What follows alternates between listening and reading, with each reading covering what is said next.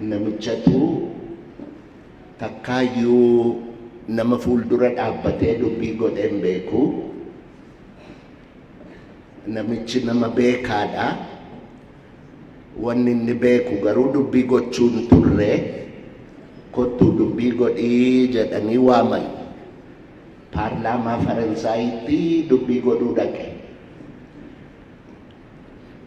Yeroo dhaquu waan dubbatu sana katabeetii qaaliidhaan of barsiisee dubbachuu dhaqe. Gaafa dhaqee nama dura dhaabbatu garuu wanni inni dubbatu hundumtuuyyuu harkaa bade. Jennaani waan jedhee calqabee hoggaan kaleessa dubbachuudhaaf as dhufu waanan dubbachuuf dhufe anaaf Waaqa duwwaatu beekaa. Amma garuu Waaqa duwwaatu beekaa jedhe.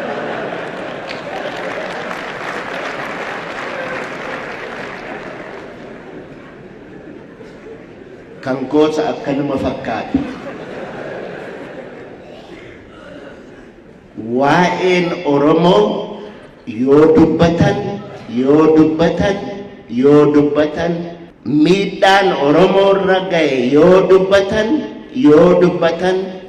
dubbatan waan dhumu miti.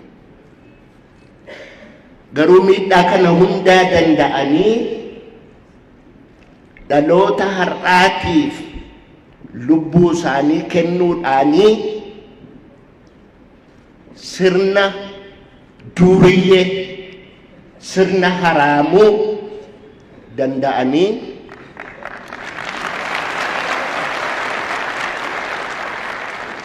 afaanni Oromoos akka as gahu seenaan Oromoos akka badee hin awwaalameen dhabamne gochuudhaaf warra lubbuu isaanii kennan isaanii warra barabaraan jiraatu warri akki Abubakar Muusaa maqaan isaa har'a asitti hin ka'in guyyaa qubee kanaan waa katabuun dhowwaa ture. Halkan ijoollee walitti qabee ammayya amuumaa ajjeese abbaan addeessaa aduudha addooyyeetti oduu odeesse bakkaafaaf bakakkoof bofu boraatii bofaa barbaadu bareeda birraa barana badduus badeensi barbaada caalaa caamaatiif mucaa caamaa sana kan utuu mucucaanne cehee cuncuna coree miicee cuunfee micciiree coqorsa caffee caamaa isin cufti callisaa caqasaa jechaa ijoollee barsiisaa ture. Abubakar Muusaa leenca ituu humbannaa ajjeesanii waraabessi nyaate. Dargiitu ajjeese. Abubakar Muusaa, Sheek Bakrii Saphaloo warri kun warra ijaajjee ilmaan haraamuutiin mormee qubee isin har'a jettan kana qubee isin akka har'a qoosaatti barattan kana nuyi halkan dukkana keessa dhokannee baran akka inni ifatti ba'uu fi warra akka Abubakar Muusaa fa'itu warra akka Sheek Bakrii Saphaloo fa'itu lubbuu isaanii kenna. Qubee amma jettan kana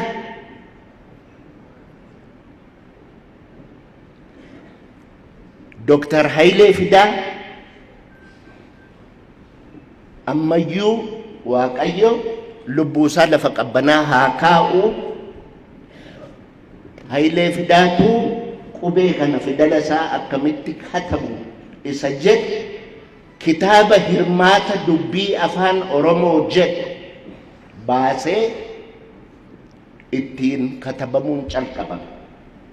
Sana dura immoo abbaan Gammachiisfaa Oneesimoos Nasiib fidala habashaatiini jechaan fidala saabaatiini katabaat turan.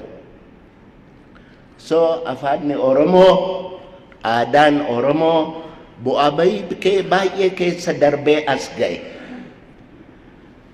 Bara Haile Sillaaseetiif bara Dargii namni katabbii afaan Oromoo wajjin qabame hin du'a.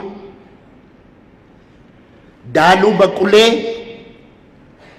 Saamunaan akka Qaabatoo, ilmaan Arsii waggaa 3 qubee afaan Oromoo wajjin qabamtan jedhanii kofalee irraa qabanii gobbatti waggaa 3 hidhaman. Qubee afaan Oromoo wajjin qabamtanii duwwaadhaaf. Daaluu Baqulee har'a lubbuun jira. Saamunaa Dhaqqaboo lafanni jiru hin beeku. Ijoollee Arsii, Leencaa Arsii, ijoollee qubee afaan Oromoo dhoksitee bara Abubakar Muusaa sanaa halkan dukkana keessa warra barsiisaa turedha warri kun. Warra akka Phexros Jaarraa, warra akka Ashannaa fi Waddeessoo, warra Waddeessoo Jaarraa, Leenci ilmaan Arsii, warri Utaawayyuu wal'aansootti hin qabee Ashannaa fi Waddeessoo jaarsa waggaa 70 torban 3 garafan. Nuyi kana sodaannee bara Dargiitiif bara Haile Sillaasee waan katabne qubee waan katabne dhootsinee qaaliidhaan mataatti qabannee ulfaataan Dr. Nagaasoon addana jiru bara 64 Dambidolloo irratti akka itti nafxanyaan Oromoo irraa lafa fudhate walaloodhaan diraamaan dhiyaate. Diraamaa sana kan katabe ana ture. Yeroo amaartichi gaafa sana afaan Oromoon beeku, Oromoon afaan Amaaraan beeku, yeroo waliin makanii dubbatan lafti kun lafuma abbaa saatii kan inni abaabayyuudhaan irra ture nafxanyaan dhufe. Lafti kun hazaaree ጀምረው ይኸው ከኒኮቲ ትእዛዝ አምጥቻለሁ አቺ ጉባሳና ከሀገር ግዛቲ ሁለተኛ አትድረስ የምቦዮ ጀቷሞ ይግባኝ ፉቴ ደርቢቲ ሙጉቲ ጀዳል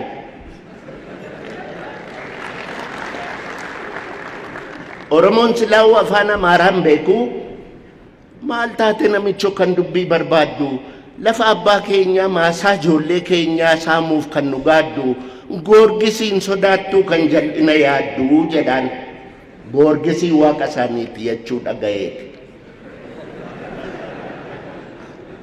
Tokko si himeeraa hatataa'u yiqiree ti'izaazii mangistiidhaa yeella'uun kirikiree ani kan si himuu yoo barbaadde mikiree yeekkulii sitti kennaa laficha ayi xifaa fiqiree jedhaan.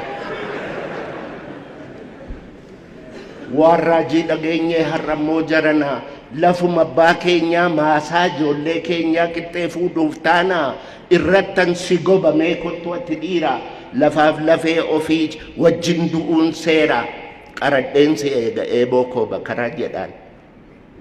Oromoon gaafa sana wanjalanyaa maqicaa fitaabeerii waan jedhan kanan beeku lafa ofii eeboodhumaan eeggatu jedhee yaada.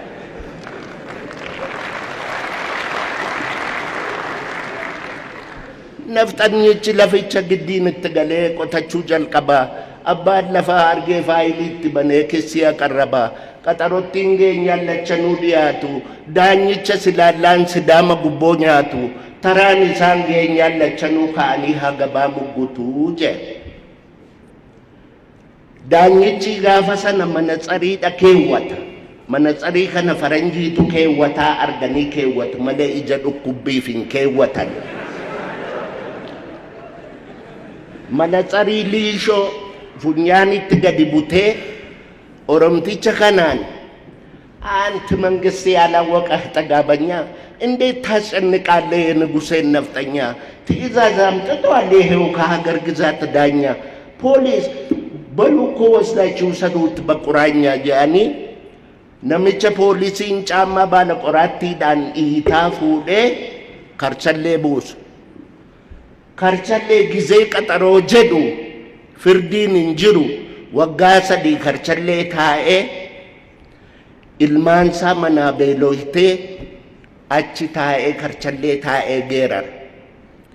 Jiguu diddee karchalleen jiguu diddee nutubaan ishee hoomii kan dhaabaan ishee waddeessaa. Jaarsattiin du'uu diddee jaarsayaan maballeessaa firri waasii nu diddee kana lagaa walgeessaa walkeessaa. Walal gubbaan hurriidhaan ayyaade kaamucaa koo ishee funyaan furriidhaa. Karacheelleen dukkanaa nutu keessa quphanaa. Karchallee tafkiisaa poolisii qaldiisaa. Guyyaa kolfee xabsiisaa halkan akka kanniisaa. Aduun dhiinaan badiisa maaltu keessa gachiisaa. Jedheeti karchallee sidaamaa taa'ee geerar. Wanni Oromoon hin argin hin jiru. Tabbi inni ittiin aadin hin jiru. Ijoolleen keenya ijoolleen qubeen tolatti argame jettanii yaaddan qubeen tolatti hin argamne ijibbaadhaan. Oromoon utuma barumsi faranjiyyuun dhufin barumsa ofii qaba. Soraa guyyoo soraa sororoo saafee alii soraa guyyoo barqaa wadadii diilee dagaa soraan badde sororoon subbaan badde gochii boddee bade gorsa wallaalee Oromoon gaaraa mukatti bade gaafa jedhanis inni kunis waanuma barumsaati waan ittiin Oromoon seenaa walitti dabarsu ture. Awwaadide alaabaan tapha dide burree marrachuu dide afaan sooddaa yaa'uu galaanni dide waan mal gubbaa ejjuu dhaddachi dide gaafa jedhu sanas waanuma inni ittiin ijoollee isaatti seenaa dabarsuudha. Leenci akka Abubakar Muusaa, leenci akka Sheek Bakrii Saphaloo, leenci akka Girshaa Aagaa, obbo Girshaa Aagaa warra Gimbiiti. Ijoolleen isaa amma Isaayyaas Girshaa kan jedhamu tokko biyya Ameerikaanii jira.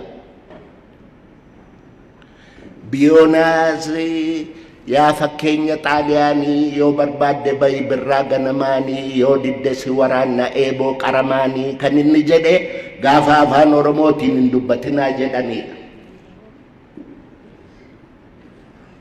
Wallaansoo dhumaan dhufnee as geenye. Wallaansoo dhumaan dhufnee as geenye. Gaafa Amaarri lafarraa fudhatee loon gadi bobba'ee dambaliin ga'uu dadhabee ol bobba'ee cilaaloo ga'uu dadhabee Arsiin maal jedhe? Loonni Arsii maal jedhe? Ol bobba'ee ciliyyoon hanqatu gad bobba'ee dambaliin hanqatu diinni waan taamure haa rakkatu. Warri Arsii as jirtan nan sobe moo dhugaan dhaadadhe? Eeyyee. Isa dhugaayyuu himneen fixnu kanaafuu Oromoon isa dhugaayyuu himeen fixu kanaafiyyuu wanni soban hin jirtu. Oromoon kan jedhe lafa dhugaan hin jirre nagaan hin jiru jedha. Warri waa'ee nagaa haasa'anii dura dhagaa barbaaduu tirreera. Yoo dhugaan iddootti hin deebi'in nagaan iddootti hin deebi'u kana quba qabaadhaa. Leenca akka Haayilee Fidaa akka lukkuutti qabanii dhoksanii nama qubee har'a ilmaan keenya itti guddattu kanaaf yayyaba buuse hirmaata dubbii afaan Oromoo jedhe kana Haayilee gargaaraa ture gaafas maqaan isaa Mitikkuu Tarfaasaati. Asii Jarmanii dhaqee Mitikkuu Tarfaasaa namni jedhamu isa sin ajjeesanii quba qabaadhaa. Mitikkuu Tarfaasaa sin ajjeesan. Dhiigaan adda nageenye, dhiigaa adda nageenye. Ani har'a kanan dhufeef waraqata katabadheen afaan Ingiliishiitiin isinitti dubbadha jedheen dhufe malee waan amma dubbataa jiru kana dubbachuudhaaf itti qophaa'een nu. Waan amma dubbataa jiru kanas ana miti kan dubbataa jiru, dhiiga namaatu dubbataa jira, quba qabaadhaa.